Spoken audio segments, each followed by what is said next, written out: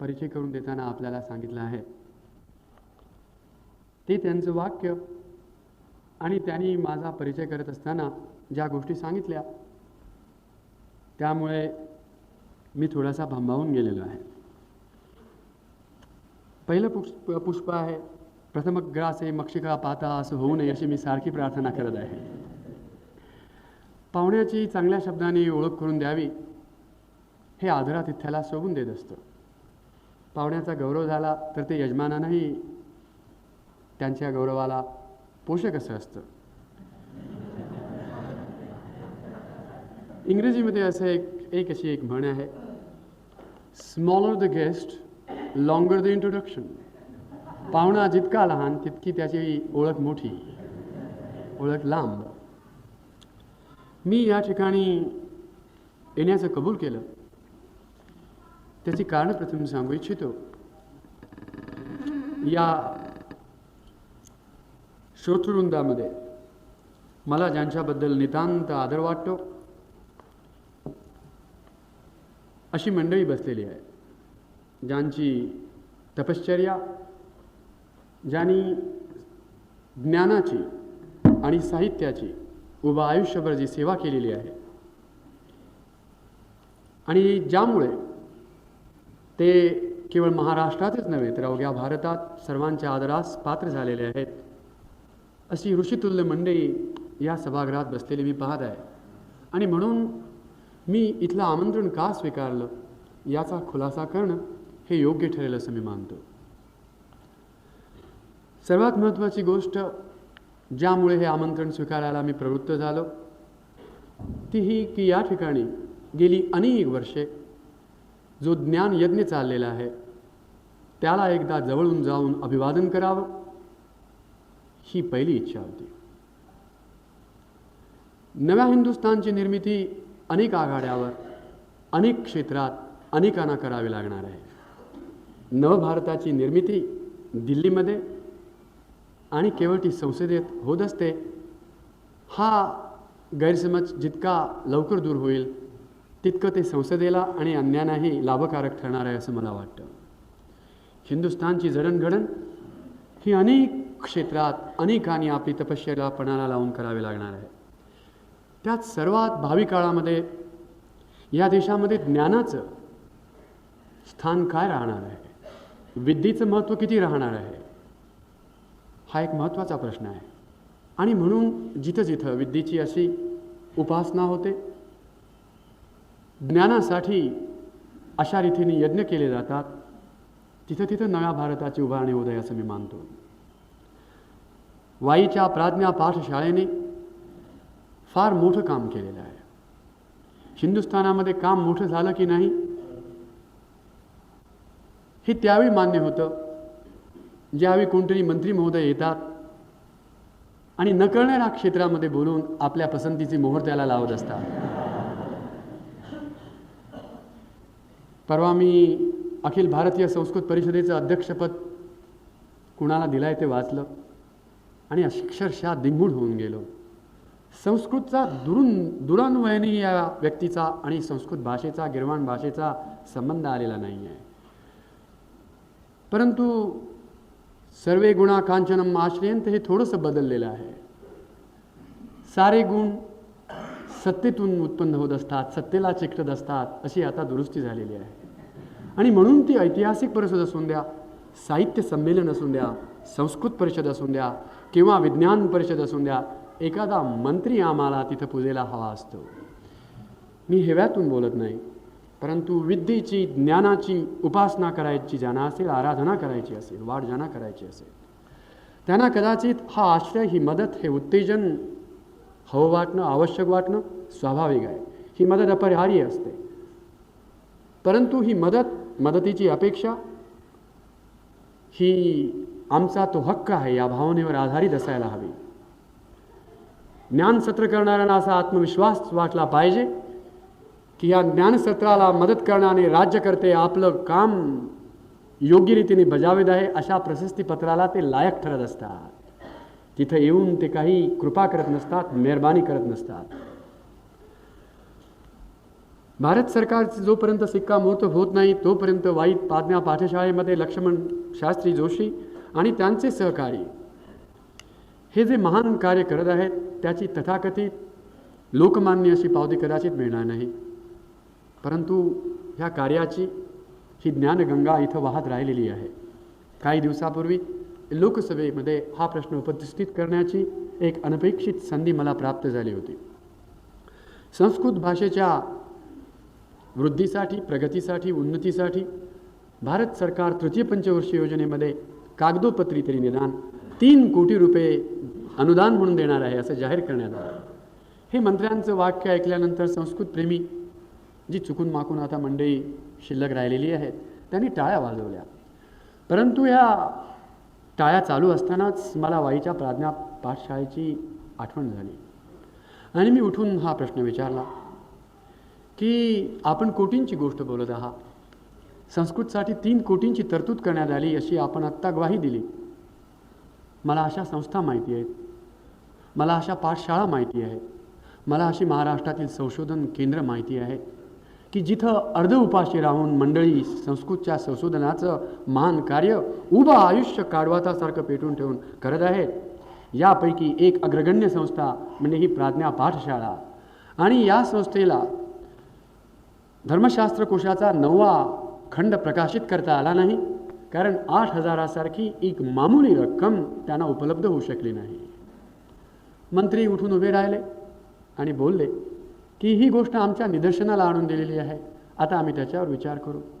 तुम्हाला माहिती आहे ह्या विचारमंथनातून गेल्या 22 वर्षाच्या काही बाहेर पडलं नसेल, परंतु मंत्री अखंड विचार करत असतात. मंत्र्याचं भाषण ऐकल्यानंतर असा तुम्हाला संशय येणार नाही. अखंड विचार बाजूलाच राहून द्या.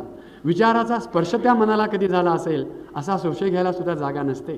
परंतु लोकसभेमध्ये उत्तर देत असताना ही गोष्ट विचाराधीन आहे, आम्ही याच्यावर विचार करत आहोत असं ते उत्तर देत असतात. म्हणून ही उत्तर गेली 12 वर्षे एकथप ऐकल्यामुळे उठून म्हणालो की विचार करण्याची काय आवश्यकता आहे.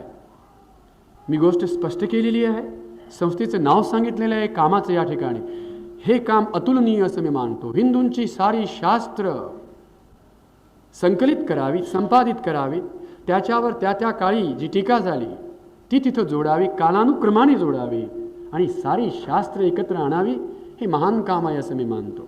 मला माहिती आहे की निधर्मी भारतामध्ये हिंदूंच्या शास्त्राबद्दल इतका आदर दाखावा, प्रेम दाखावा हा आजकालच्या युगात थोडासा धोका आहे. अलक्षाबद्दल घसा काढून रडणं ही फॅशन आहे, परंतु शास्त्राबद्दल प्रेम दाखवणं धोका असतो. परंतु आम्ही तितके राजकारणात याने गौरव करून मुरलेले नसल्यामुळे असे धोके हटकून पत्करत असतो किंवा अडखळत असतो अशा धोक्यावर. आणि म्हणून सांगितलं की याचा गौरव व्हायला हवा. मग उत्तर देण्यात आलं की आपण ही गोष्ट आमच्या निदर्शनाला आणलेली आहे, आम्ही यात लक्ष घालू, विचार करू हे शब्द नको असं मी सांगितलं. स्पष्ट काय करणार आहात, what ever is required will be done by the government. मग असे राव यांनी उत्तर दिलं. काही दिवसांनी पत्र पाठवून यांना जे काही अनुदान हवं होतं ते आम्ही देत आहोत असं मला पत्र लिहिलं, उत्तर आलं. त्यांचं ते उत्तर ऐकून मात्र माझी थोडीशी निराशा झाली. परंतु तो त्यांचा दोष नव्हता. कुणकराज शास्त्रींच्या बरोबर मी भांडलो.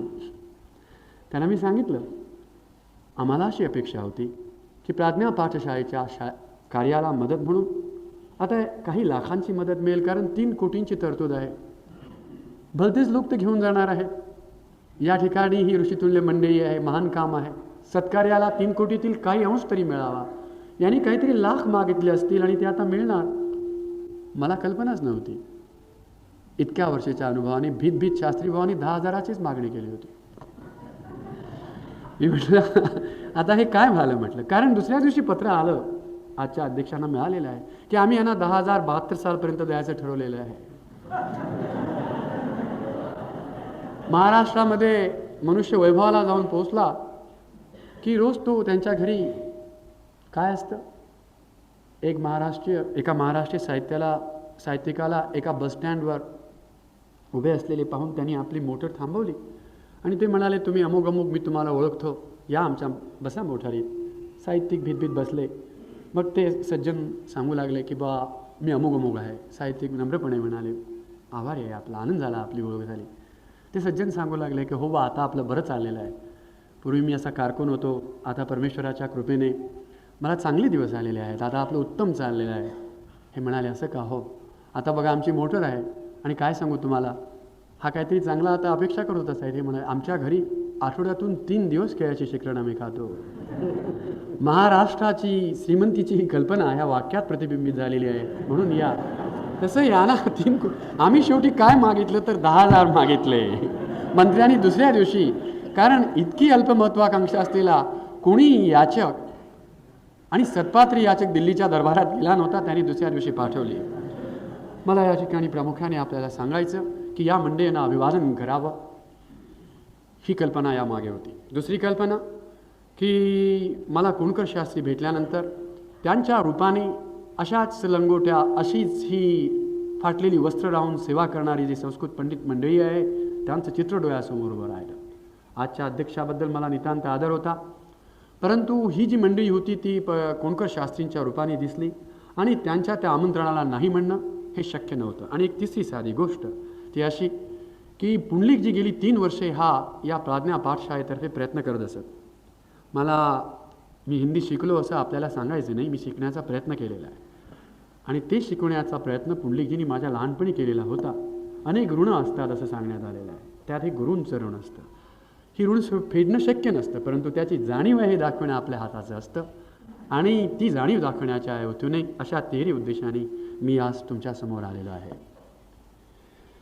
मी मुद्दाम म्हणून मला आजच्या व्याख्यानाकरता जो विषय निवडलेला आहे तो भारताचं जगातील स्थान.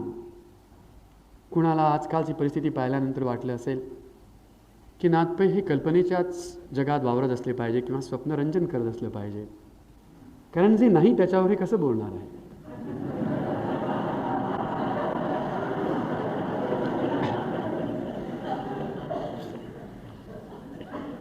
जगाच्या नकाशामध्ये अनेक रंग असतात, कारण अनेक नकाशे असतात.